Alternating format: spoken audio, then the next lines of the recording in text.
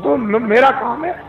तुम तो चिल्लाते जाओगे, बहुत से आते हैं बाबा जी हम आपका उपदेश नहीं सुनना चाहते। हमने कहा भाई बहुत अच्छी बात है, हम उनसे बुरा कब मानते हैं। चोर आओ, डकैत आओ, ये आओ, सब आ जाओ, बड़े ध्यान से मेरी बातों को तो वो तो लेके रख लेना। अब मैं कुछ आपको सुनाना चाहता हूँ। वर्ण व्यवस्थाएं थी, उसका आपने उल्लंघन किया, उसको तोड़फोड़ दिया, उसको बिगाड़ दिया, नष्ट और भ्रष्ट कर दिया, तो आप सब के सब रो रहे हैं। कोई ऐसा नहीं है कि जो नहीं रो रहा, सब रो रहे। अगर कहोगे नहीं भाई धनी मानी हंस रहे ना, वो तुमसे ज्यादा रो रहे, वो तुमसे भी ज्यादा भयंकर रो रहे। लेकिन तुम क्या कहते हो कि नहीं धनी हंस रहा। मैं कलकत्ते में बैठ के एक बगीचे में चुपचाप बैठा हुआ था, तो दो आदमी बड़े सेठ पास में बैठ गए और आपस में बात करने लगे। अरे क्या जमाना आया, क्या मुसीबत है कि दिन में खाना भी नहीं खा सकते हैं, क्या आफत है। इससे अच्छा तो यह है कि बेचारा ये गरीब सो रहा है, ये बड़े आराम में बड़े सुख में है, और हम इतने पैसे वाले, मकान वाले और सब कुछ होते हुए और इतनी परेशानी में। तो हमने कहा अरे सेठ जी क्यों आप चिल्ला रहे हो, पहले तो तुम ये देखो कि ये जो सो रहा है वो कौन है, उसको जगाओ। उसको जगा गया, भाई तुम कौन हो। कह लगे अरे बाबूजी हम तो ठेला चलाते हैं। कितना दिन में कमाते हो? बाबूजी बड़ी मुश्किल से 20 रुपए मिल जाते हैं। तो अरे भाई ये बताओ कि दुनिया में सुखी कौन है? कह लगे जिनके पास कोठियां, जिनके पास मोटरें, जिनके पास कपड़े, जिसके पास धन है और जिसके पास ये और जिसके पास वो बस। हमने देखा सेठ जी तुम कितना रो रहे थे, और ये क्या कह रहा है कि तुम सुखी और तुम कह रहे थे सुखी, दोनों ब्रह्म, न वो सुखी न वो सुखी। वो सोच रहा है ये सुखी होंगे, ये सुखी होंगे। वो जो जिनके पास कोठियां, उनको भी, वो तो बाबा जी जानते हैं उनको कोई सुख नहीं। तब तो बाबा जी कहते हैं कि हमको कोई खरीद नहीं सकता। हिंदुस्तान में कोई पैदा ही नहीं हुआ कि बाबा जी को कोई अपने धन दौलत जवाहरात मकान और जमीन से खरीद ले। ये तो आप दिमाग से बात हमेशा निकाल देना, कोई हिंदुस्तान में बाबा जी को खरीद नहीं सकता। और बाबा जी इतने लक्ष्य के पक्के हैं कि मेरे पास बड़े बड़े नेता और लीडर और जो प्रधानमंत्री जो उनके लड़के चले गए वो भी मेरे पास पहुंचे और बड़ा उन्होंने लालच दिया। मैंने कहा इसका असर मेरे ऊपर में धूल के बराबर भी नहीं, लेकिन तुम देश का भला नहीं कर सकते, हम तुमको लिख करके देते हैं, आपके द्वारा देश का भला नहीं हम लिखते हैं। आगे बड़ा आपके द्वारा नुकसान होगा देश का, और खूरेजी होगी देश की, और ये होगा और बर्बादी होगी और महंगाई होगा, सब जड़ दिया। और महात्माओं की बात नहीं मानोगे तो ये रास्ता खुशहाली का नहीं, सब कुछ कह दिया। तो मतलब यह है कि बड़े लालच दिए जाते हैं। लोग सोचते होंगे कि शायद बाबा जी को कोई खरीद ले। यह था। अब मेरी बात बड़े ध्यान से यहां से आप शुरू करें। पहले तो ये आप बताइए कि आप किराए पर आए हो? ए बच्चियों मैं तुमको किराए पे लाया हूं? बोलो बच्चियों जोर से। कैसे को कह रही नहीं। तो ये बताओ बच्चे बच्चियों मैंने कुछ तुमको रुपया बांटा है? कहते नहीं बांटा। अब एक बात तो आपकी है साथ, मेरे पास तो कोई बच्चा है, मैं अकेला फकत हूं। अगर तुम्हारी दृष्टि से देखा जाए तो मेरे पास कोई बच्चा। अब ये बताओ जब मेरे पास कोई बच्चा नहीं और मैं तुमको कहता हूं कि तुम किराए के मकान में, तो क्या मैं अमृत के मकान में? मैं भी किराए के मकान में, आपको भी छोड़ना मुझे भी छोड़ना। तो जब मेरे पास बच्चा नहीं तो मोह किसका, लोभ किसका, झूठ किसका, वादा खिलाफी किसके लिए, चोरी किसके लिए, संग्रह किसके लिए? तो मैं ये समझता हूं कि ये जितने खड़े बैठे हैं बच्चे बच्चियां, ये सब मेरे बच्चे हैं। उस दृष्टि से, ज्ञान दृष्टि से तो सब आप मेरे बच्चे हैं, और संसार की दृष्टि से आप अपने माँ बाप के बच्चे हैं। बात समझ में आई? मोटी बात को समझ लीजिए आप। बाबा जी को तो कोई राष्ट्रपति और प्रधानमंत्री बनना नहीं है, न इसकी कोई ख्वाहिश है। अब समझ लो अच्छी तरह से आप।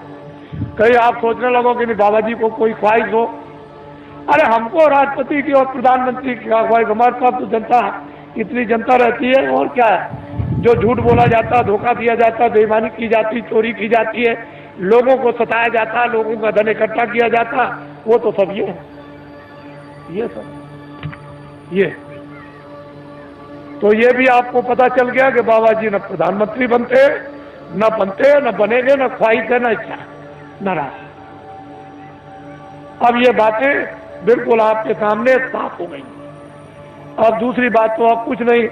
अब ये उत्तर प्रदेश में जो ये कहा गया है, अखबारों और रेडियो पर बड़ा जोरदार भाषण जो सीधा दिया गया है, तो लोगों ने सोचा होगा कि अरे भाई बहुत अच्छा है, देश में बड़ी तकलीफ, सूखा और अकाल की आ गई, और बड़े लोग जो हमारे नेता और लीडर हैं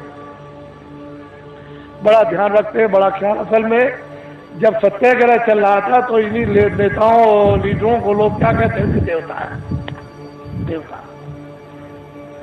अरे हिंदुस्तान के लोगों, जब देश में 30 साल सत्याग्रह चल रहा था, उस समय पर कहा गया था कि अपने देश का कपड़ा, तुम कपास पैदा करो खेतों में और उसका मोटा दरी के बराबर सूत बुनो और उसका तुम कुर्ता बनो और पैजामा या धोती, और वो उसका नाम है खद्दड़, उसको तुम पहनो तो देश आजाद हो जाए।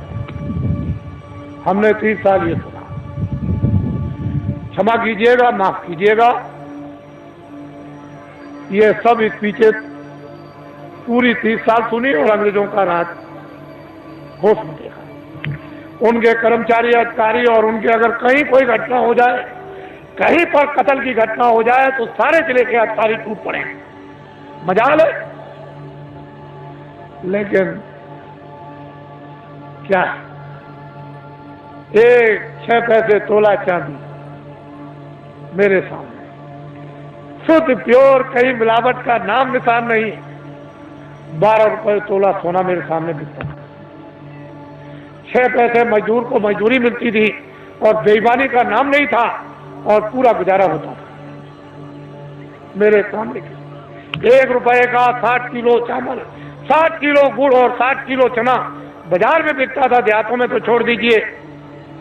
और सब लोग, ये इनकी व्यवस्थाएं बनाई हुई थी कि 1 इंच की भी जमीन किसी के पास नहीं है तो बड़ा ही तुम चले आओ खेत में, एक बोझा बांध लो, लोहार बांध लो, धोबी बांध लो, ब्राह्मण बांध लो, जिसके पास जमीन नहीं खेत में आ जाओ, एक गट्ठा बांध के, और 100 घर गांव में हुए तो 100 गट्ठे उसके 1 फसल करो गए। 2 फसलें होती थी 6 महीने के बाद। 100 गट्ठे धोबी, 100 गट्ठे बड़ई, 100 गट्ठे नाई, 100 गट्ठे ब्राह्मण, ये बांधते थे। और उस वक्त में 1 गट्ठा वो तो 200 गट्ठे हो गए एक एक के पास। क्या जरूरत है उसको खेती जोतने की और खेती रखने की, उसका तो पूरा। और ये हमारे छत्री और ब्राह्मण चुपचाप बच्चों को भेज दें, चले जाओ नाई के पास अनाज है, बड़ई के पास रखा हुआ, धीरे से सफाई पर ले आओ, और ये चुपचाप बेच करके बच्चों को अनाज रात को अंधेरे में, कि हम फसल आएगी घर में अब नहीं है तो जाओ ले आओ, और मैं ब्याज के सफाई पर दे देंगे। हमने देखा ब्याह शादी में ये छत्री और ये ब्राह्मण उन छोटे लोगों के काम, कपड़ा देना, ये देना, वो देना, अनाज देना, दूध देना, और फिर घी देना, लकड़ी देना, किसी तरह की छोटे को कोई तकलीफ नहीं हो पाती। हमने देखा कोई छोटों के साथ अन्याय तो कर ले, हम देखते तो हमने देखा 30 साल सत्याग्रह देखा। क्षमा कीजिएगा, 48 में आजादी मिली, 5000 भी हिंदुस्तान में कदर करने वाले नहीं थे। समूचे हिंदुस्तान में पाकिस्तान को भी मिला दिया जाए, उसमें भी, और लंका को भी मिला दिया जाए, तो 5000 हिंदुस्तान में कदर करने वाले नहीं थे। जब ये कहा गया कि देश आजाद हो गया, कदर कर लो, कहने लगे हम नहीं करेंगे, अपने घर और मकान कौन जलवाएगा, कौन बर्बाद कराएगा, इतना खौफ था। और एक दिन की आवाज पर इन बच्चों ने 1 करोड़ ने टाट, चलो जंगलवासियों, चलो चलो जंगलवासियों, आप अपनी जगह पर रहो बच्चों, वहीं धीरज के साथ सब लोग उसी जगह बैठे रहो, अपनी अपनी जगह पर बैठे रहो।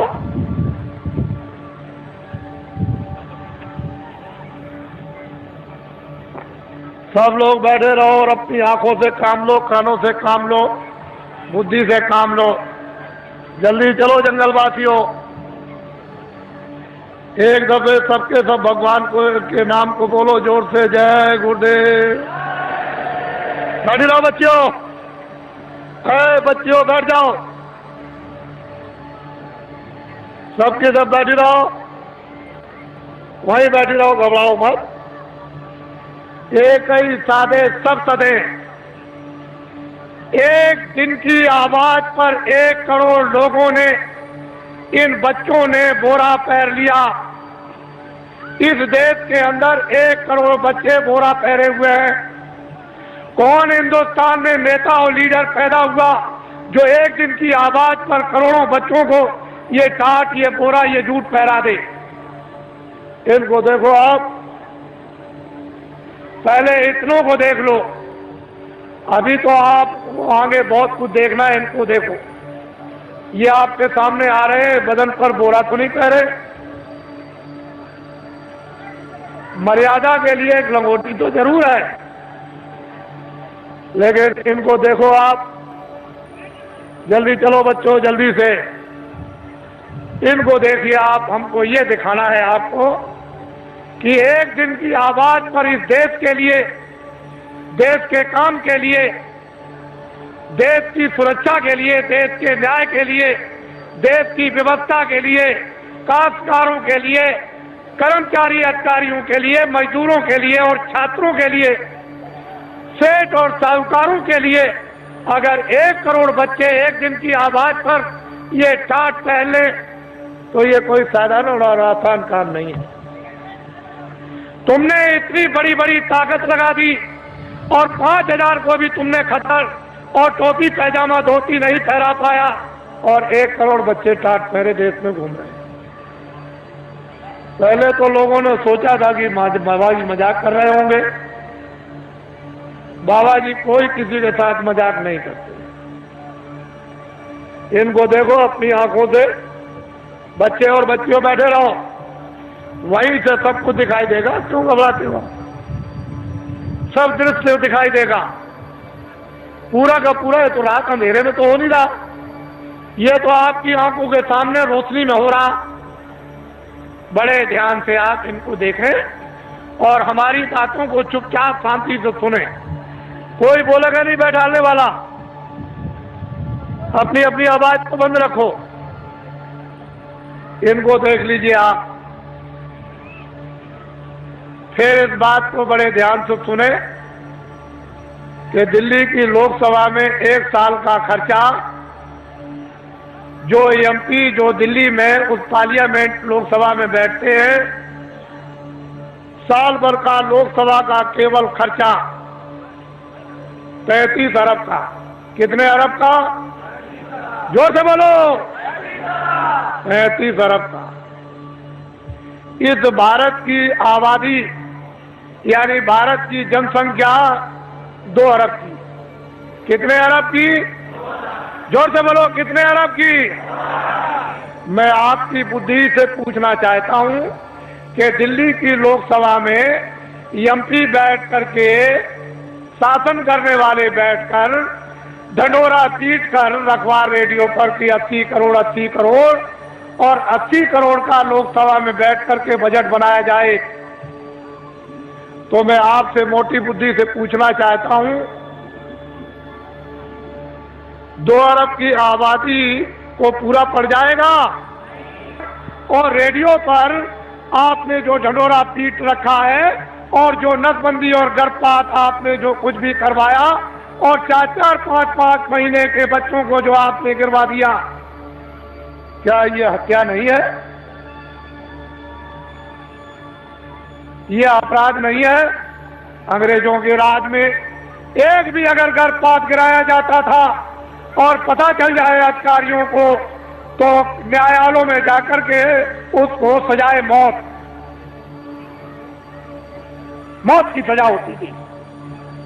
आए देशवासियों, क्या वो कोई कानून नहीं था? इतने आपने गर्भपात गिराए, इतनी नसबंदी कर्मचारी अधिकारियों की आपने इमरजेंसी में इनको पकड़कर सेठ साहूकारों को, इन देवियों को और बच्चों को पकड़कर आपने इतना बड़ा, आपने जनसंख्या की कमी के लिए आपने जो काम किया, और इस समय पर 2 अरब की आबादी है। बोलिए आप फेल हो गए कि नहीं? बोलिए फेल हुए कि नहीं? हमने भी मेरठ देखा था 50 साल पहले, हमने भी दिल्ली 50 साल पहले देखी थी। एक मामूली सी दिल्ली थी, वो चांदनी चौक के इर्द गिर्द ही आबादी थी और बाकी दिल्ली में कुछ नहीं था।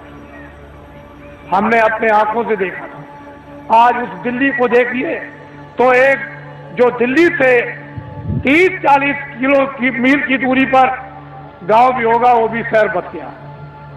हमने देखा। आपने सबसे पहले आपने प्रजातंत्र में ये शासन करने वालों ने अपराध किया है कि इस जनता प्रजातंत्र जनता के सामने आपने जनता की चोरी की, और ये अभी तक आपने नहीं बताया कि भारत की आबादी इतनी है।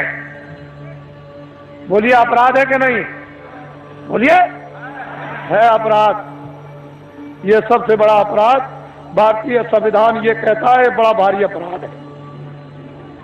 जनता की प्रजातंत्र में चोरी नहीं करनी चाहिए, और आपने क्यों चोरी करके रखा इसको मैं बताना नहीं चाहता।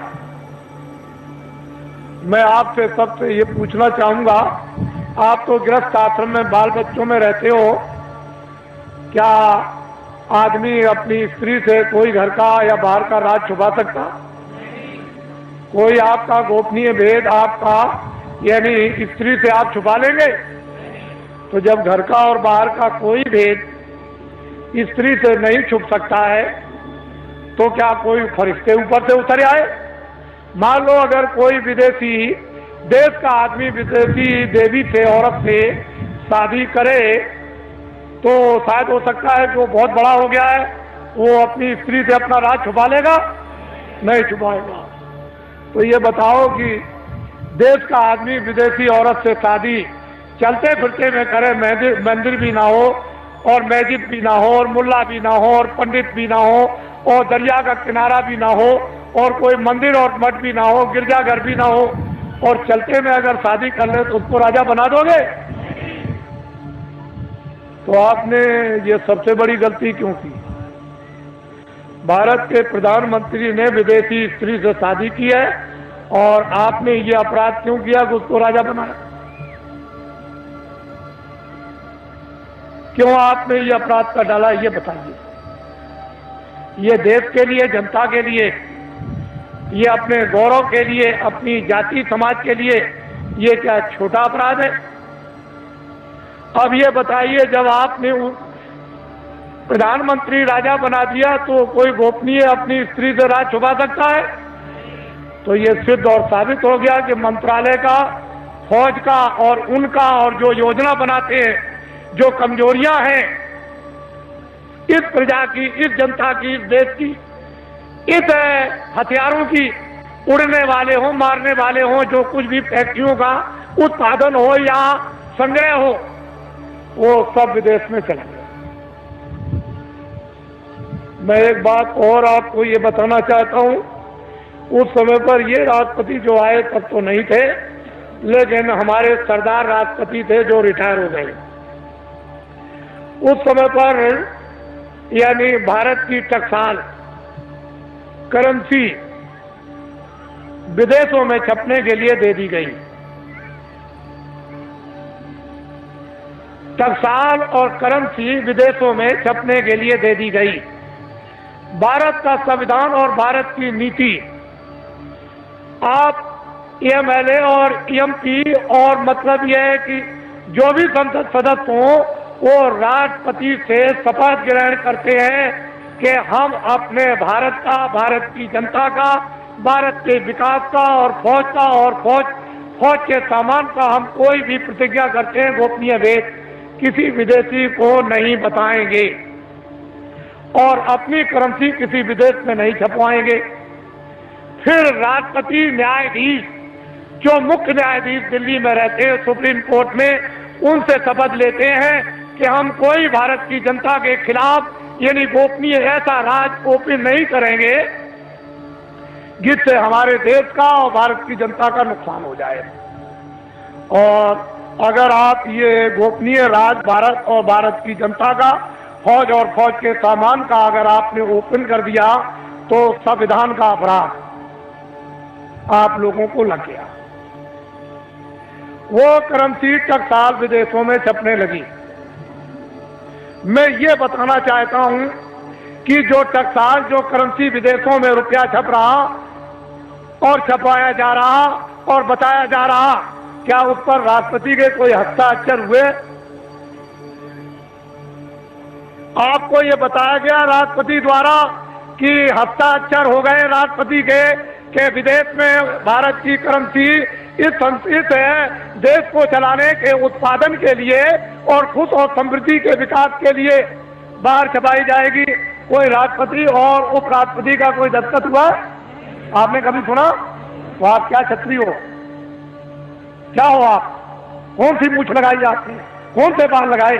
और फिर क्या तुम छत्री हो? क्या रखते हो बुद्धि? और क्या तुम वीरता रखे हो? तुम्हारे पास में क्या ज्ञान है? ये तो भारतीय संविधान कहता है।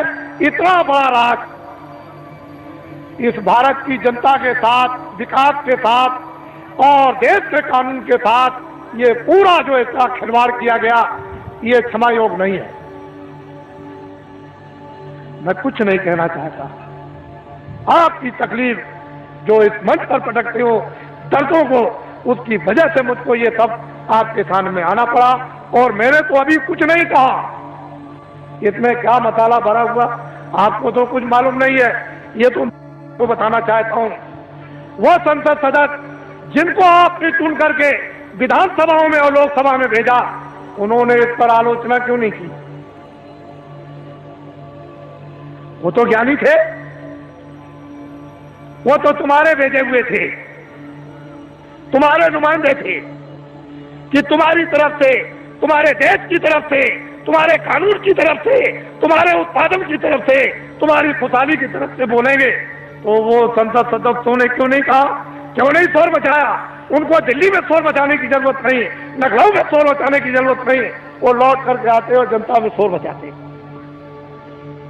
सच्चा न्यायालय ये था, कहीं जाने की जरूरत नहीं, ना वो कहीं उधर जाना, आपको किसी गवर्नर के यहाँ जाना, ना आपको किसी कमिश्नर के यहाँ जाना, ना एसपी के यहाँ जाना, ना डीएम के यहाँ जाना, ना किसी दफ्तर में और न्यायालय में जाना।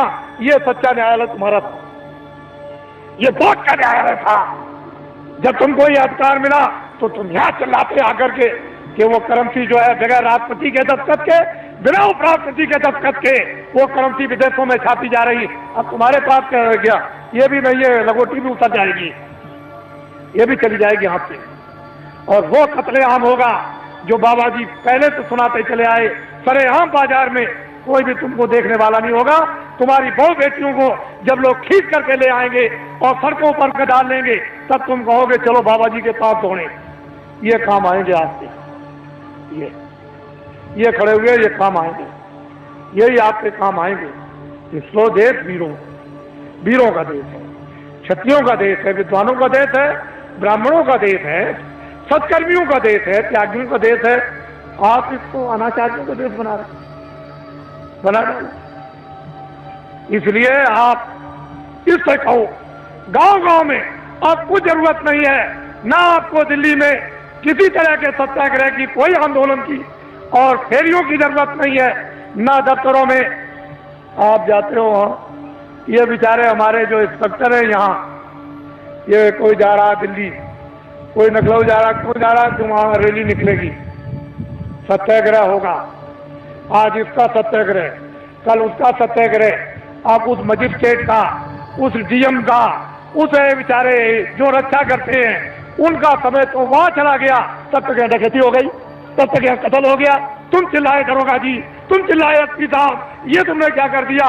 और वो बेचारे चले गए वहां उनको बचाने के लिए। अरे ये क्यों करते? कहीं जाने की जरूरत नहीं। बस अब एक काम करो, लाओ इधर पकड़ाओ, एक ये काम करो, ये भूमि जोता खेतिहर काश्तकार संगठन की जो आधारशिला 10 सितंबर 1987 में रखी गई ग्राम देवलखा, तहसील केसरगंज, जिला बहराइच। लोगों को मालूम नहीं था, वो तो मजाक समझते थे कि बाबा जी मजाक कर रहे, आधारशिला कितने आदमियों के बीच में, ये तो आपको कोई इतने आदमी इकट्ठे नहीं कर सकता। उनको तो ये पता नहीं था कि बाबा जी इतनी जल्दी जल्दी काम करेंगे। तब तक फौरन घोषणा हो गई, 5, 6, 7 को फौरन चलो हरदोई, और काम का आप घूम जो तक का कंडे, हमको शक्ति दो, हमको ज्ञान दो, हमको बल दो। देखो आप फिर देखिए, आप इस झंडे को ले लो। इस झंडे को लेने के बाद किसी की रैली में नहीं, बाबा जी की अपील है, किसी के सत्याग्रह में नहीं, कोई धरना नहीं देना, किसी मजिस्ट्रेट को या किसी एसपी को, किसी कमिश्नर को और किसी डीएम को या किसी अधिकारी कर्मचारी को वहां जाकर के उसका गिराव नहीं करना। इस झंडे को ले लो। अगर आप लोगों ने अपना झंडा जो ले लिया, जो आपका झंडा मैं पकड़े हुए हूं, मेरा झंडा तो ये बाद में बनेगा, अभी तो आपका झंडा है। अगर मैं इस झंडे को ले लेता तो आप कहते बाबा जी मेरा झंडा तो है नहीं, तो आपका झंडा, ये आपका झंडा मेरा नहीं है, मैं तो इस झंडे को लिए। ये देखो वो, मैं तो वो काम कर रहा था, और वो झंडा टाट वालों का, दूरदर्शी का, वो अलग है, और वो आपका उधर फैल रहा। इस झंडे को ले लो और ये ऐलान कर दो गांव गांव में कि भूम ज्योति कृति कार ये अपना अपना झंडा लेकर और फौरन सभाएं करें, और जल्दी से जल्दी, और देर करने की जरूरत नहीं है। वो अपनी अपनी तकलीफें गांव में सब बताएं इन टाट वालों को। जो भी आपको पर्चे मिल जाए प्रस्ताव के, उसमें ट्रैक्टर का कर्जा, ट्यूबवेल का कर्जा, नाली का कर्जा, कुएं का कर्जा, इंजन का कर्जा, मेड़ का कर्जा, भैंस का कर्जा, बैल का, घोड़े का, गधे का, बकरी का, सुअर का, और हलों का, और यंत्रों का, और खाद और गैबर गोश्त का, और खादों का, और बीजों का, जितना भी कर्जा 40 सालों का सरकारी रदा तुम दे सकते हो कि नहीं दे सकते हो, वो झंडे लेकर के तुम बखात करो और अपनी चीज को पटको जल्दी से, और ये कहो कि झंडे अब हम इस योग नहीं रह गए, हम में ये समर्थता नहीं रह गई, अब हमारा 40 सालों का सरकारी जितना भी कर्जा है वो मैं ब्याज के माफ हो जाना चाहिए। बस आप अपनी आवाज को बाहर निकालो, वो सुन रहा है, वो सब कुछ करेगा। तुम क्यों घबराते हो, लेकिन आवाज नहीं निकालोगे तो कुछ नहीं हो सकता है। और जब तुमने झंडे लिए और गांव गांव में प्रस्ताव पास हुए और कमेटियां इन भूम ज्योति कृति काश्तकारों की जब स्थापित होने लगी और अध्यक्ष और उपाध्यक्ष जैसे ही गांव गांव में बनने लगे, अगर वो नेता लीडर जो सड़क साहब थे, जो रास्ते में पकड़कर फौरन उसी दिन पकड़ करके और फौरन कुर्ता टोपी पहनाकर और डिक्लेयर रेडियो अखबारों को कर दिया, मोहर लगा दी कि ये नेता हमारी पार्टी का है, वो सड़क साहब नेता, उसको कह दिया, बस कह दिया कि इसको तुम अपना मतदान, अपना वोट हिंदू मुसलमान और सिख ईसाई दे दो। उस बेचारे को ये भी धोना नहीं आता था, ये पीछे तो धोना भी, टट्टी पेशाब भी नहीं आती थी, और सड़क साहब नेता बन गया, दिल्ली में एमएलए और एमपी बन गया। अधिकारियों तुम नहीं जानते हो, जो हम कहें उसको करना। अरे भाई कानून, अब कुछ नहीं, कानून को हम कुछ नहीं समझते, कानून रद्दी की टोकरी में डालो, जो हम कहते हैं वही कानून लीजिए, आपका भला क्या होगा। जब वो कहते हैं कि हम कहते हैं वो करो, कानून को रद्दी की टोकरी में डाल दो। ये सब अधिकारियों कर्मचारियों को पता है कि मेरे साथ जो सलूक किया जा रहा है, मैं बाबा जी सब जानते हैं। ये सड़क छाप नेता बन गए, और ये सड़क छाप नेता जो सड़क पर बन करके फौरन उनको मोहर लगाकर और आपसे वो वोट दिलवा दिया। अगर आपने झंडा बाबा जी की अपील पर पकड़ लिया, ये नर नारी बच्चे और बच्चियों ने, ये सब के सब पार्टियों के लोग अपने अपने झंडों को ऐसे फेंक देंगे और सब तुम्हारे झंडे के नीचे आ जाएंगे। अगर ना आ जाए तो इस बाबा जी को, बाबा जी आप बोलिए, फिर समस्या का समाधान होगा कि नहीं? अब ये बताइए आप। मैं ये चाहता हूं कि ये भारत, जो दिल्ली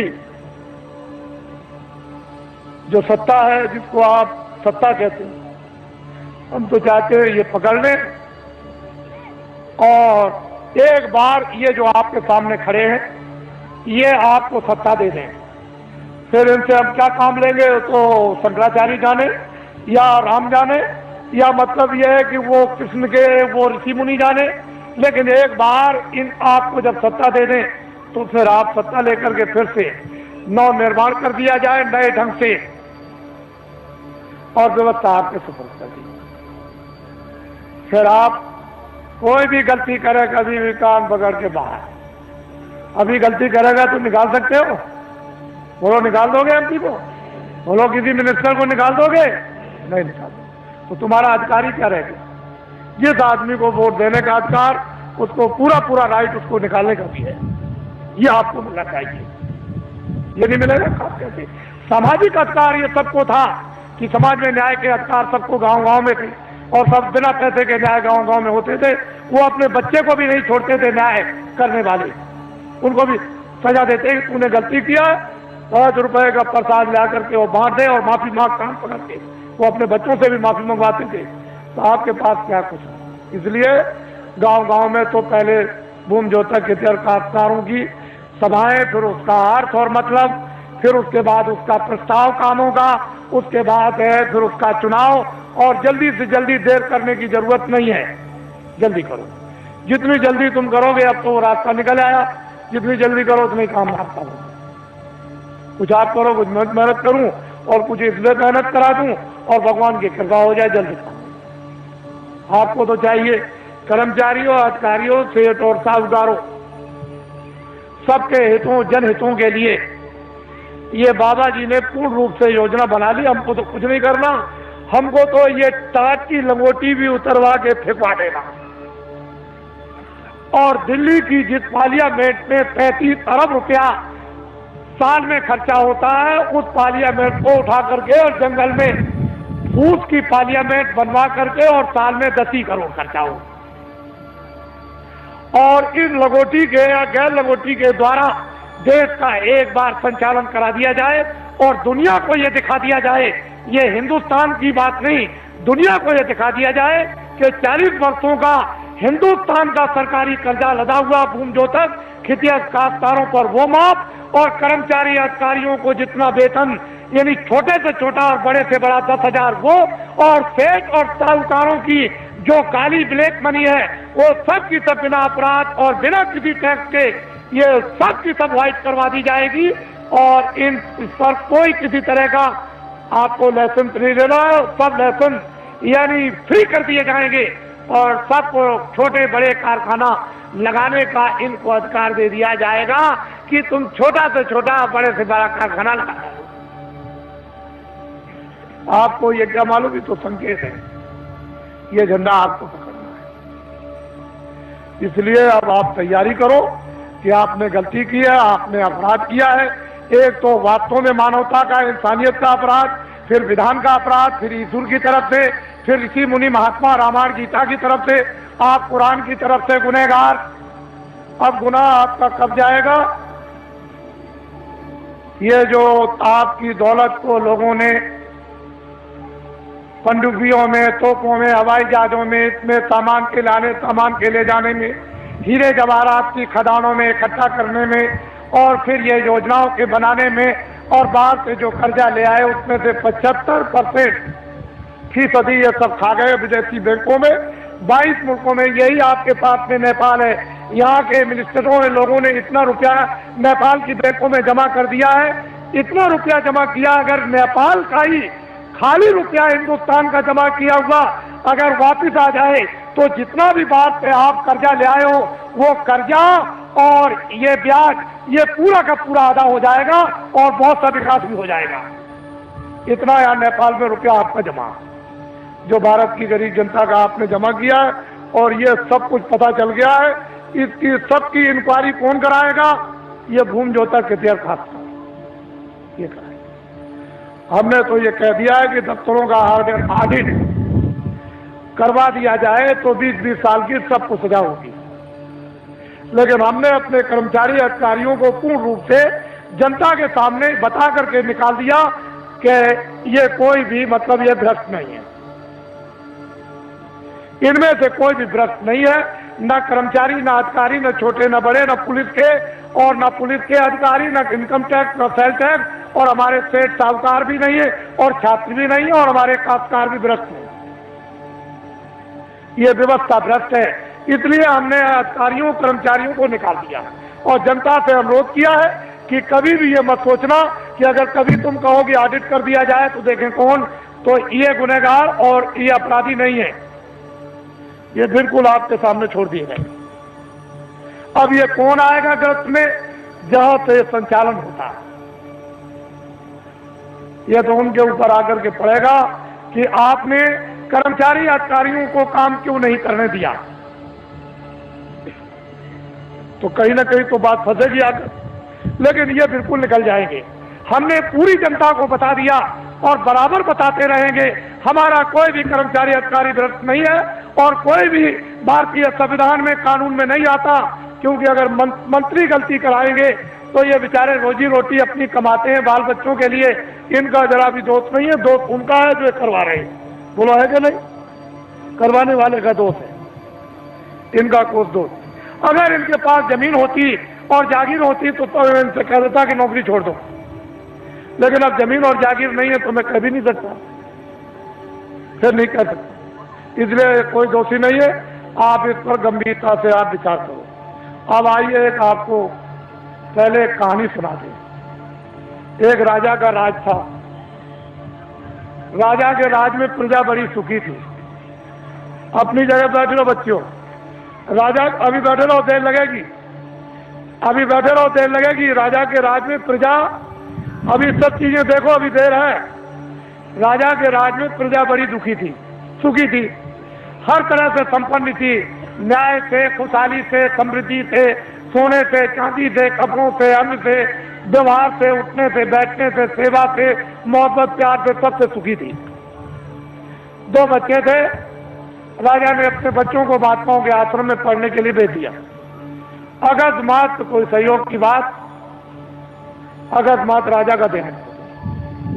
प्रजा बहुत रोई, मेरा धर्मात्मा, मेरा बड़ा पुण्यात्मा, मेरा राजा बड़ा अच्छा राजा हमारा चला गया, अब हमारी देखभाल कौन करेगा।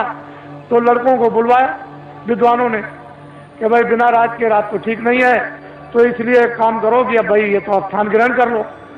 तो जो बड़ा बच्चा था उसको बैठाया कि अब तुम राजा बन जाओ, ये तुम्हारी प्रजा और तुम राजा हो जाओ। राज तिलक कर दिया, गद्दी पर बैठा दिया और सुना दिया प्रजा को ये राजा हो गया और तुम्हारी अब देखभाल करेगा। उस बेचारे को अनुभव तो कुछ था नहीं पूरा, क्योंकि अब महात्माओं के आश्रम में जब गए थे तो पढ़ा तो नहीं। बस थोड़े दिनों के बाद प्रजा दुखी रहने लगी, प्रजा में गड़बड़ी होने लगी, प्रजा रोने और चिल्लाने लगी। राजा बहुत कुछ सोचे कि मैं क्या करूं, मैं बहुत उपाय करता हूं लेकिन प्रजा को कोई सुख नहीं मिल रहा। तो होते होते प्रजा चिल्ला पड़ी, राजा खराब है, राजा खराब है, राजा खराब है। किसी ने कहा कि अरे भाई आपकी सारी प्रजा कह रही राजा खराब, एक महात्मा जी पहाड़िया पर रहते हैं तो तुम चले जाओ और जाकर के उनसे प्रार्थना करो कि हमारे राज पर संकट आ गया, तो इस संकट को किसी तरह से कृपा करके दूर कर दीजिए। राजा गया, बेचारा गया पहाड़िया पर, देखा वह महात्मा, उनको प्रणाम किया और कहा कि राजन तुम अब कैसे आए, इतनी देर तुमने कैसे की? चले महाराज मुझे तो मालूम था नहीं कि इस पहाड़िया पर कोई महात्मा रहते हैं कि तुम्हारे राज में, तुमको ये नहीं मालूम कि महात्मा रहते कि नहीं रहते, फिर तुम्हारा राज कैसा? चले महाराज बड़ा संकट आया है, कृपा कर दीजिए हमारा संकट प्रजा का चला जाए, और सारी प्रजा रो रही। तो उनका अच्छा एक काम करो, किताबों में लिखा हुआ है कि प्रजा पर, परिवार पर, शरीर पर कोई संकट अगर आ जाए, चाहे राजा हो, तो भगवान नाम का जाप करा ले तो ये तकलीफ दूर हो जाएगी। जाओ अपने राज में बड़े बड़े विद्वानों की खोज करो और खोज करके महल में बैठा करके भगवान नाम का जाप करा लो, तो तुम्हारा और प्रजा का संकट कम भी हो जाए, हो सकता दूर भी हो जाए। राजा उधर से आए, अधिकारियों को दे दिया कि जाओ तुम चले जाओ विद्वानों की खोज करो। एक विद्वान मंदिर में जल चढ़ा रहे थे शिव जी के, जब बाहर निकल के आए तो देखा चंदन लगा हो, तुम्हारा आप कौन है? कह लगे मैं तो ब्राह्मण हूँ। कह लगे बस आप ही की तो तलाश के लिए मैं आया था, और चलिए चलिए राजा ने आपको याद किया है, जल्दी चलिए आप, आपको और कुछ नहीं करना, राज पर संकट आ गया, भगवान नाम का जाप कर दो, आपको दक्षिणा मिलेगी। जब वो गए तो सब सामग्री दे करके जाप करने के लिए बैठाया, तो ब्राह्मण बोले, कह लगे भाई ठहर तो जाओ, जरा हमको सोच लेने दो कि हम शंकर की का जाप करें कि राम का जाप करें कि कृष्ण का जाप करें कि देवी का जाप करें कि गंगा जमुना का। कुछ देर तक वो सोचते रहे, जब उनकी समझ में कुछ नहीं आया तो धीरे से वो बोलने लगे कि क्या जाप करूं क्या न करूं, कौन सा जाप करूं कौन सा न करूं, किस नाम का जाप करूं किस नाम का न करूं। धीरे धीरे बोलने लगे कि क्या जाप करूं क्या न करूं, क्या जाप करूं क्या न करूं, क्या जाप करूं क्या न करूं, क्या जाप करूं क्या न कर जाप। ये भगवान नाम का जाप होने लगा। तब तक किसी ने कहा राजन एक विद्वान को और बैठा दीजिए तो राज का संकट जल्दी दूर हो जाएगा। तो अधिकारियों को भेज दिया, एक ब्राह्मण को और पकड़ ले आए। कह लगे महाराज आपको दक्षिणा मिलेगी, आपको क्या करना, भगवान नाम का जाप करना, राज पर संकट आ गया वो दूर होना चाहिए। दूसरे ब्राह्मण आए, जब वो बैठ गए तो कहा महाराज अब जाप कीजिए। उनका भाई ठहर जाओ। उनसे जरा होशियार थे, उन्होंने सोचा कि भाई ये कितने दिनों से जाप कर रहे हैं, तो कई दिन उनको लग गए। ये किस नाम का जाप कर रहे हैं, तो वो धीरे धीरे कहते थे क्या जाप करूं क्या ना करूं, क्या जाप करूं क्या ना करूं। तो दूसरे विद्वान कहने लगे जो ये करे तो मैं करूं, जो ये करे तो मैं करूं, जो ये करे तो मैं करूं, जो ये करे तो मैं करूं, जो ये करे। तब तक किसी ने कहा कि राजन अगर एक विद्वान को और बुला करके बैठा दो तो राज संकट जल्दी दूर हो जाएगा। तो दौड़े अधिकारी दौड़ाया तो तीसरे ब्राह्मण को और पकड़ जाए।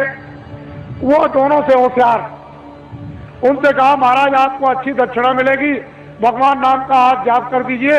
तो जब बैठ गए तो उन्होंने कहा भाई ठहर जाओ, मुझे सोचने दो, विचारने करने दो, जाप करने के लिए तुम्हें आए। उन्होंने सोचा कि पहले वाले विद्वान क्या जाप कर रहे, तो पहला कहता है कि क्या जाप करूं क्या ना करूं, दूसरा कहता है जो ये जाप करे तो मैं करूं, तो तीसरा कहता है कि धांधली कब तक चलेगी, ये धांधली कब तक चलेगी, ये धांधली कब तक चलेगी, ये धांधली कब तक चलेगी। तब तक किसी ने कहा राजन तुम्हारे राज का सब नाश हो जाएगा। अरे 3 विद्वान जाप के लिए नहीं बैठाए जाते हैं, ये त्रिदोष हो जाएगा, तो राज में संपात हो जाएगा। चौथे विद्वान को जल्दी खोजो और उसको ले आओ, तब राज संकट जाएगा। तो दौड़ पड़े अधिकारी, चौथे को पकड़ जाए। जब चौथे आए तो तीनों से चौथे होशियार। उन्होंने सोचा कि भाई पहले वाले 3 क्या कर रहे हैं, तो एक कहता है कि क्या जाप करूं क्या ना करूं, क्या जाप करूं क्या ना करूं। तो दूसरा कहता है जो ये करे सो मैं करूं, जो ये करे सो मैं करूं। तो तीसरा कहता है ये धांधली कब तक चलेगी, ये धांधली कब तक चलेगी। तो चौथा कहता है कि जब तक चलेगी जब तक सही, जब तक चलेगी जब तक सही, जब तक चलेगी जब तक सही, जब तक चलेगी जब तक। ये चारों जाप कर रहे हैं। एक कहता है कि क्या जाप करूं क्या न करूं, दूसरा कहता है जो ये करे तो मैं करूं, तीसरा कहता है ये धांधली कब तक चलेगी, ये धांधली कब तक चलेगी। तो चौथा कहता है जब तक भारत की जनता नहीं जगेगी तब तक चलेगी, जब तक भारत की जनता नहीं जगेगी तब तक चलेगी, जब तक भारत की जनता नहीं जगेगी तब तक चलेगी, जब तक भूम जो तक खितिया का तार नहीं जगेंगे तब तक ये धांधली चलेगी। किसी ने आकर के कहा कि राजन बड़े बड़े विद्वान भगवान नाम का जाप कर रहे, उसको देखा जाए। तो आगे कहा मंत्री ने कि चलो सिपाहियों, राजा जाप देखना चाहते हैं। सिपाही गए, विद्वानों से कहा कि अरे विद्वानों, मंत्री और राजा आपके जाप को देखने के लिए आ रहे। कह लगे कोई चिंता फिक्र मत करो, कब आ रहे, कितने बजे से आएंगे, इतने बजे से आएंगे, चल पड़े। बस वो सब के सब विद्वान जोर से बोलने लगे क्या जाप करूं क्या ना करूं, जो ये करे तो मैं करूं, जो ये करे तो मैं करूं, ये धांधली कब तक चलेगी, ये धांधली कब तक चलेगी। तो चौथा विद्वान कहता है जब तक राजा साहब नहीं आएंगे तब तक धांधली चलेगी, जब तक राजा साहब नहीं आएंगे तब तक धांधली चलेगी। तो राजा साहब ने जब कानों से सुना, कह रहे, एक कहता है कि क्या करूं जाप करूं क्या ना करूं, दूसरा कहता है कि ये करे तो मैं करूं, तीसरा कहता है धांधली कब तक चलेगी, ये धांधली कब तक चले। चौथा कहता है जब तक राजा साहब नहीं आएंगे तब तक चलेगी। तो राजा साहब ने कहा रे बदमाशों, मैं आ गया, तुम्हारी बदमाशी नहीं चलेगी। आप तो अभी क्या मालूम, आप लोग घबराओ मत, ठहर जाओ, वही बैठे रहो और मंत्री बनाओ, तो सबसे पहले गांव में जाने का कोई बुजुर्ग मिल जाए, छत्री मिल जाए, ब्राह्मण मिल जाए, कोई बुजुर्ग मिल जाए, तो डाक वालों को सबसे पहले पैर छूना चाहिए। पहला काम तुम्हारा यह है। और कभी भी तुम किसी अधिकारी के सामने और कोई भी छत्री मिल जाए, ब्राह्मण मिल जाए, पुरुष मिल जाए, उसके सामने तुम कभी कुर्सी पर मत बैठना। तुम्हारी कुर्सी ये जमीन है, खड़े हो जाओ, फिर पीछे घूम जाओ। ये जो बैठे विराजमान है, ये आप सब आपके क्षेत्र के और के भी है, तो आप पहले इसको भी प्रणाम करो।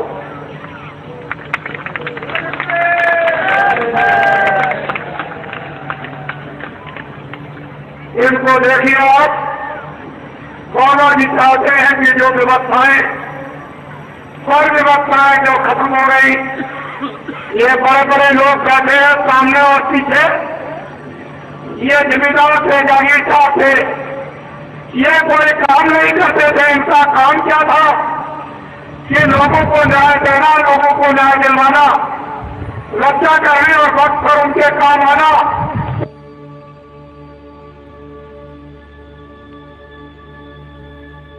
नहीं,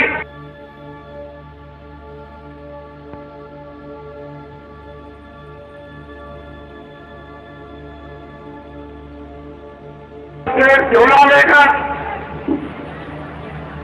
पीछे पीछे जो राम ने वरदान दिया था, जब भगवान राम जा रहे थे सम्राट को, तो नर नारियों के साथ में विदा करने के लिए हिजर भी गए। भगवान राम ने कहा कि जाओ नर नारी, तुम अयोध्या लौट जाओ, हम जल्दी वापिस 14 वर्ष पूरे करने पर आ जाएंगे।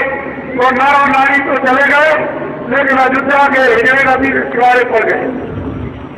जब भगवान राम लौट कर आए और नदी पार करने लगे, तो वहां बहुत लोग पड़े हुए, पूछा तुम लोग कौन हो, क्या सरकार हमको अयोध्या भेजे? यहाँ कैसे पड़े हुए हो कि सरकार आपको विदा करने आए थे, जब आप वनवास 14 वर्ष के लिए जा रहे थे, तो गए क्यों नहीं? कि सरकार आपने नरनारियों को आदेश दिया था कि तुम अयोध्या लौट आओ, हमने नर नारी। तो हम सरकार अगर आपके आदेश के विपरीत आपका आदेश भी हुआ तो ये पड़ गए। उन्होंने कहा जब तुम 14 वर्ष से हमारी तरह तुम समस्या करते रहे कि सरकार पूछ लीजिए आप। चले जाओ, हम बहुत प्रसन्न और खुश हो गए। हम तुमको ये वरदान देते हैं कि जब सहयोग आएगा तो दिल्ली का राज तुम हिंदुओं को दे दिया जाएगा। तो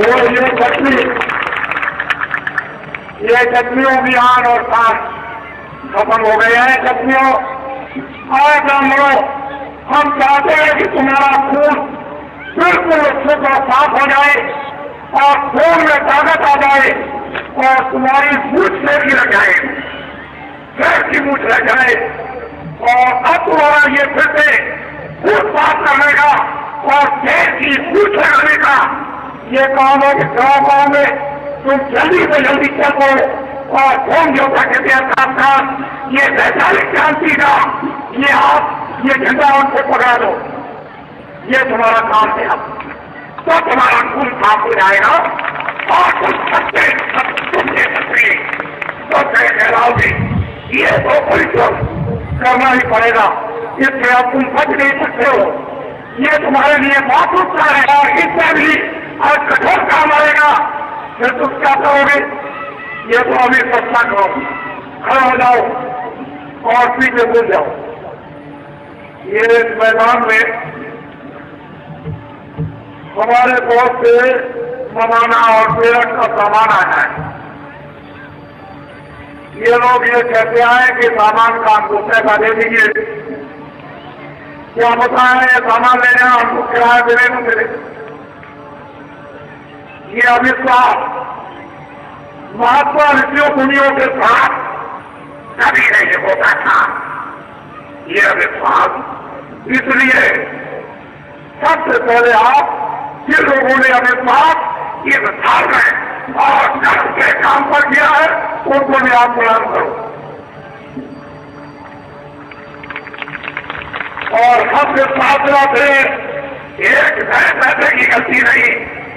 और जो कुछ भी आपने सामान दिया है उसका आपको पूरा जो वादा किया है कि हम किराए पर देते हैं, पूरा किराया आपको मिलेगा। किसी को किसी चीज की घबराने की जरूरत नहीं। जब तुम आश्रम कराओगे, बाबा जी तुम सही बैठे रहे तो हमारे नाम से लाखों रुपए का सामान ला सकते हो, लेकिन लोग जानते हैं कि एक नए पैसे की गलती नहीं, हल हो जाओ, फिर पीछे घूम जाओ और फिर तेजी से पीछे घूमो। ये हमारे अधिकारियों ने बहुत मेहनत की, कर्मचारियों ने, और हमारे जो स्कूल का ये मैदान है छात्रों का, उन्होंने शायद लोगों ने जिन्होंने इस मैदान में योगदान दिया। खड़े हो जाओ, ये हमारी माताएं आई है जिससे तुम पैदा किया हो, फिर वो प्रणाम करो। ये हमारी माताएं हैं, तुम इनके पैदा हुए तो प्रणाम करो। इनके सामने तो वादा कर रहे हो, ये वादा एक भी झूठा नहीं होना चाहिए, क्योंकि ये वादे कुछ गया इनके सामने। तुम बस समझ लो, जिन्होंने इनके सामने का वादा पूरा कर दिया, बस समझ लीजिए, वो मुझे प्राप्त कर जाएगा। और माताओं के सामने का जिसने वादा पूरा नहीं किया, वो समझ लीजिए आप कि चला गया। जैसे सोने की लंका रावण की चली गई वैसे ही हो जाओ, फिर पीछे घूम जाओ और फिर पीछे घूमो। मैं जरा सबको दर्शन करूंगा, क्योंकि सब बच्चे हैं, बच्चे हैं, सोचते हैं बाबा जी दूर खड़े हुए हैं, तो जरा नजदीक से देख ले। सभी इच्छा करते हैं कि बाबा जी को नजदीक से देखा जाए, तो बैठे रहो आप दबाओ भी, मैं उधर से आऊंगा और सबका दर्शन करता हुआ फिर जाऊंगा।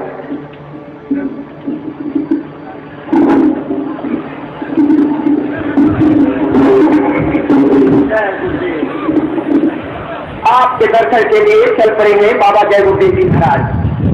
हस्तिनापुर की ऐतिहासिक धरती पर हम सभी लोग उस प्रभु को याद कर रहे थे जिसने जुल्म और अत्याचार को खत्म करने के लिए महाभारत की रचना किया था। आज वो शक्ति उतर करके धरती पर होंगे तक क्षत्रियों का जो समूह हिंदुस्तान की धरती पर 1.7 करोड़ है, उनके दर्द को दूर करने के लिए धरती पर उतर गई। और धरती पुत्रों का दर्शन करने के लिए धरती का वो निराला लाल, भारत के इतिहास का एक अनोखा अध्याय लिखने वाला महापुरुष आपके सामने, आपके दर्शन के लिए आप अपने स्थान पर बैठ करके दर्शन करें। अपने स्थान पर ही आप बैठे रहें। बाबा जय गुरुदेव जी महाराज अच दया करके आपका दर्शन कर रहे हैं, और आप उनके दर्शन से जो लाभ उठा रहे हैं, ये तो इतिहास और वक्त बतलाएगा। आप आज होम ज्योता क्षत्रिय का संगठन के इस ऐतिहासिक सम्मेलन हस्तिनापुर में जो 29, 30 और 31 तारीख को संपन्न होने को था, आज उसका ये आखिरी और समापन दिवस है। समापन के अवसर पर दर्शन कर रहे लोगों, आप कितने ही भाग्यशाली हैं, इसकी सराहना देवतागर भी नहीं कर सकते। आप सब अपने अपने स्थान पर बैठ करके ही दर्शन का लाभ लें, जिससे कि पीछे लोग की पूरी दर्शन की अभिलाषा से आए हुए हैं, उनकी भी अभिलाषा पूरी हो।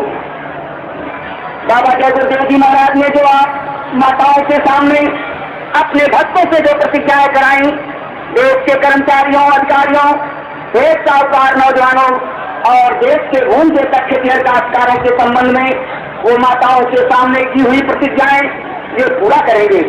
बीच में गुरु हैं, आज इस हस्तिनापुर की ऐतिहासिक धरती पर। जय गुरुदेव।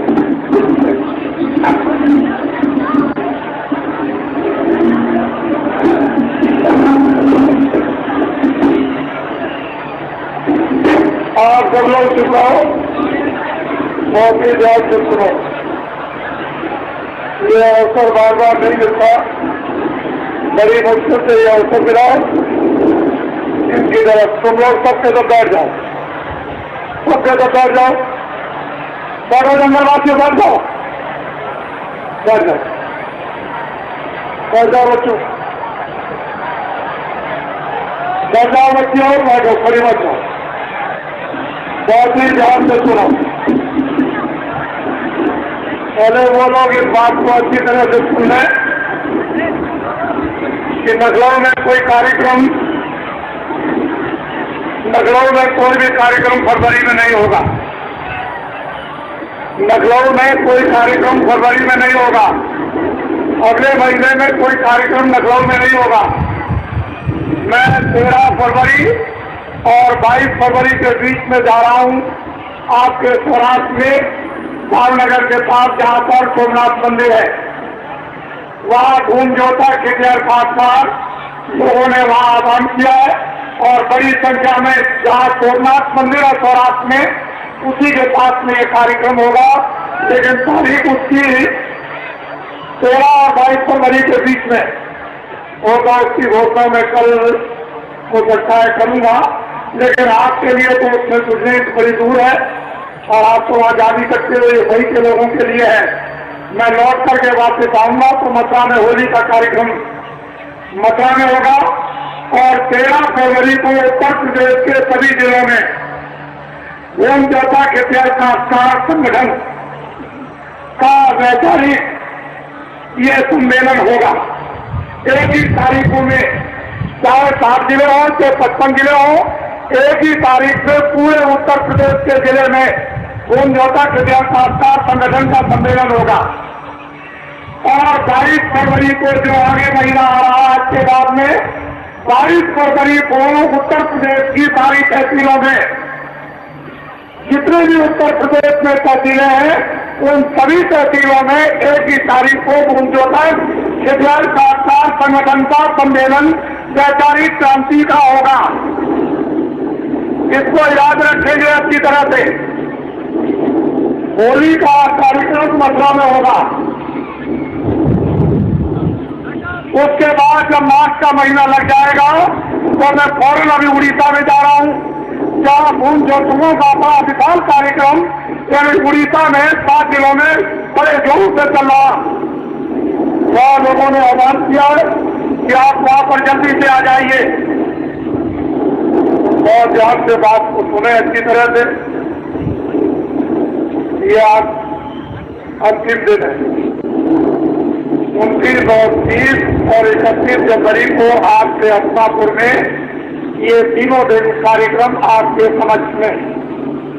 मैं इतने समय में बहुत कुछ तो आपको नहीं बता सकता और इतना आप समझ भी नहीं पाओगे, लेकिन फिर ये बात सभी जितने धूम जोता खिटियार खासकर आए हुए हैं जो खेती का काम करते हैं, वो कान खोल के सुन ले। और जंगलवासियों, ये हमारे धूम जोता बहुत परेशान तकलीफ में है। 40 सालों पर इन पर कर्जा लगा हुआ है सरकारी। ये 40 सालों का सरकारी सबसे बड़ा कर्जा ट्रैक्टर का, और ट्रैक्टर भी उसके साथ जोड़ लिया गया। जितने भी ट्रैक्टर के साथ जुड़े हुए नीचे जितने भी कर्जे सरकारी, वो मैं ब्याज के धूम जोता खिटियार खासकारों का सरकारी 40 सालों का जो कर्जा मैं ब्याज से कौन माफ करेगा? पहले तो आप इसको देखिए, आपको तो हम छोड़ भी गए, लेकिन माताएं जो सामने बैठी है उनको नहीं छोड़ सकते। ये आपके सामने है और मेरे सामने आप, ये भी मेरे सामने, आप भी मेरे सामने, और पीछे बैठे हुए वो लोग भी मेरे सामने। मैं चारों तरफ आपके मध्यस्थ का, मुझे अपना मध्यस्थ समझे। मैं इनको आदेश दूंगा कि ये काम कर दो, इनका काम क्या होगा वो काम कर देंगे। बस मेरा काम इतना रहेगा, मैं सिर्फ पूछूंगा कि जो मैंने इन माताओं के सामने प्रतिज्ञा की, वो 40 सालों का सरकारी कर्जा माफ हुआ कि नहीं, और 1 करोड़ आदमी मैदान में इकट्ठे होंगे। 1 करोड़ के बीच में बाबा जी पूछेंगे, जब वो सब के सब ये कह देंगे हाथ उठाकर, कागज को अपना साथ ले ही जाएंगे, जो पक्का कागज इनको मिलेगा जिस पर सरकारी मोहर होगी मजिस्ट्रेट का और जेल का मैनेजर, वो सब उस पर लिखा होगा पूरा का पूरा कि 40 सालों का सरकारी कर्जा इस तारीख तक सब कसम में ब्याज से माफ कर दिया गया। उस पर लिखा होगा अब किसी तरह कोई कर्जा नहीं। जब ये खासकार कह देंगे तो बाबा जी सच्ची बात बोलेंगे इसके पहले।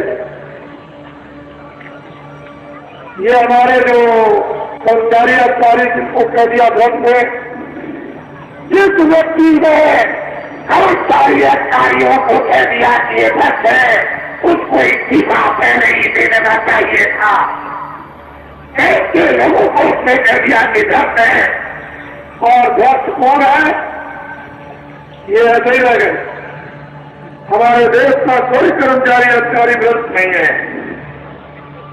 ये जो दिल्ली में बैठ के शासन करते हैं संपूर्ण रूप से यही व्यर्थ है, और इनकी दवा काम कराया ये सामने बैठे हैं, ये दवा कर देंगे। इनको रास्ता अभी तक मालूम नहीं था, लेकिन अब इनके सामने रास्ता आ गया। घबराने की जरूरत नहीं, बाबा जी की अपील है। ये अपना झंडा पकड़ लो, किसी की रैली में बाबा जी की अपील पर कोई उनको तक यानी रैली में नहीं जाएगा, ना उनके सत्याग्रह में, न वो कमिश्नर का गिराव करेगा, न एसपी का करेगा, न डीएम का करेगा। किसी भी दफ्तर में गिराव करने की जरूरत नहीं, और न वो बिजली के बारे में कुछ कहे, न वो गन्ने के बारे में कुछ कहे। और कौन जो तक कृपया कामकाज को ये चाहिए कि ये झंडा अपना पकड़ ले। सबसे पहला काम ये झंडा अपना पकड़ ले। अगर एक के दादे से सब काम न पूरे हो जाए तो जो बाबा जी को आप सजा दे देना।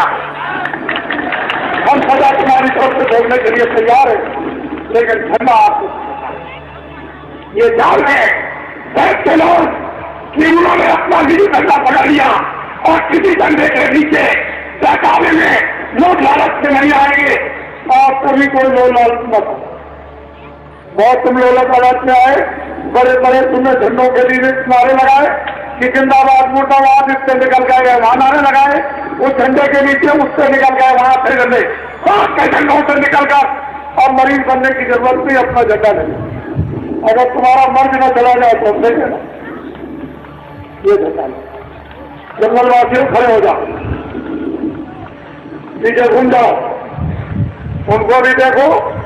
हमारे जहां बीच में बैठे दोनों तरफ, वो साथ वाले बैठे इधर घूम जो तक, ये गिरदार खासदार संगठन के, और फिर इधर घूम जाओ।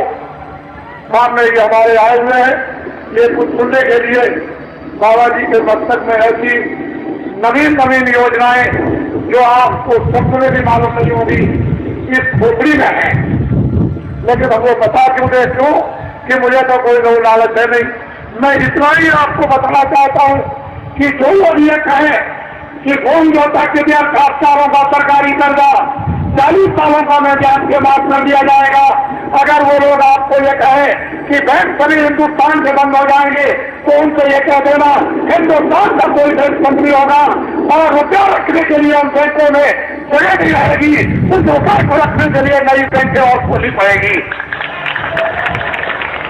उनके लिए जवाब है, उनको कह देना बाबा जी को कुछ नहीं चाहिए, ये बाबा जी समझते नहीं आपकी। और ये बाबा कौन होगा? जितना विदेशों से कर्जा आया इस भारत के विकास के लिए, इस जनता की सेवा के लिए, वो तो 75% खर्च कर गए। बाबा जी जब तुम झंडा पकड़ लोगे अपना किसी की रैली में, और सत्याग्रह नहीं जाओगे, और दिल्ली की सत्ता जब आपको दे दी जाएगी तो बाहर के विदेशों के राष्ट्रपतियों को बुलाया जाएगा, बोलिए आपने कितना कर्जा दिया, सबसे पहले इस कर्जे को माफ कीजिए। मैं पहला व्यक्ति हूंगा कि जो विदेशों से कर्जा मिला वो पहले से ब्याज से माफ करवा दूंगा।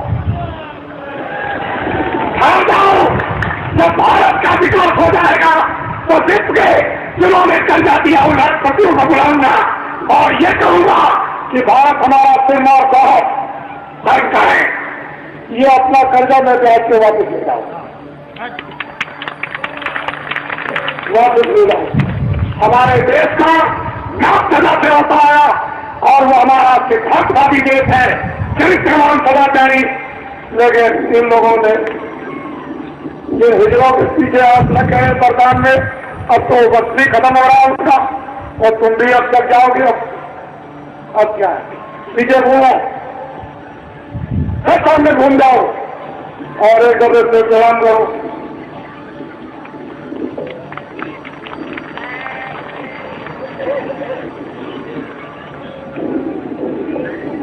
खड़े हो जाओ और हमारी तरफ देखो।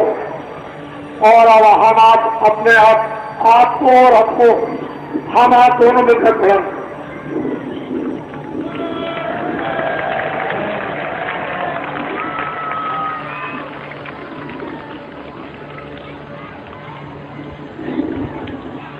बोलो, आपकी समझ में कुछ आया?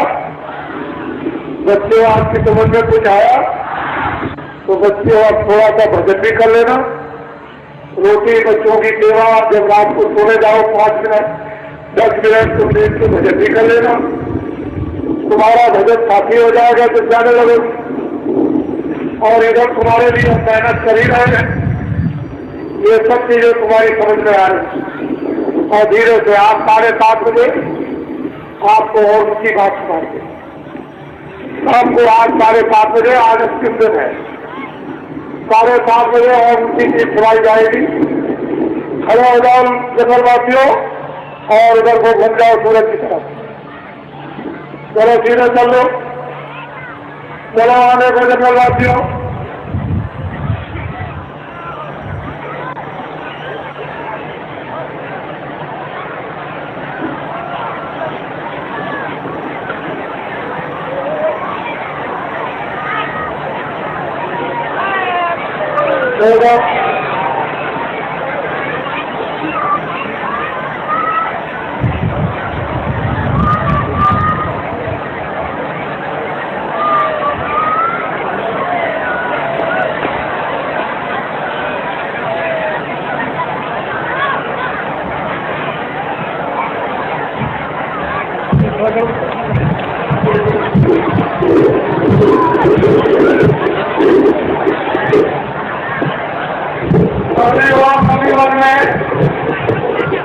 अपने मरीजों में संकल्प करेंगे, किसी को दिखाने की जरूरत नहीं है।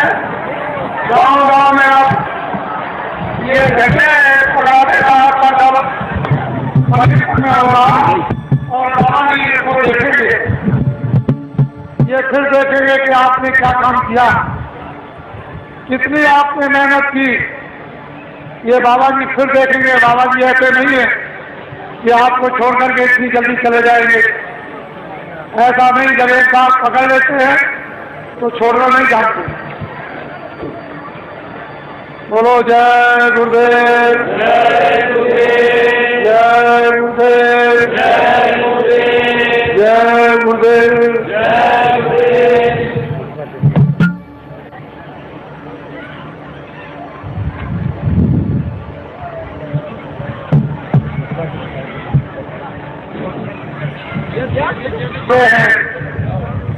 मथुरा के प्रसिद्ध चौबे, ये मथुरा में जो पूरा समाज चौबों का है उसके ये अध्यक्ष है। अरे मथुरा के चौबे हैं और पूरे समाज के अध्यक्ष हैं। यानी जय गंगा मैया और जय जमुना मैया, उस धर्म के स्रोत जगाने वाले। ये इनको देखिए आप देख रहे, आप देख रहे। और बाबा जी का आश्रम भी मथुराई में इन्होंने देखा है। बोलो जय गुरुदेव, जय गुरुदेव, बोलो जय गुरुदेव, जय गुरुदेव।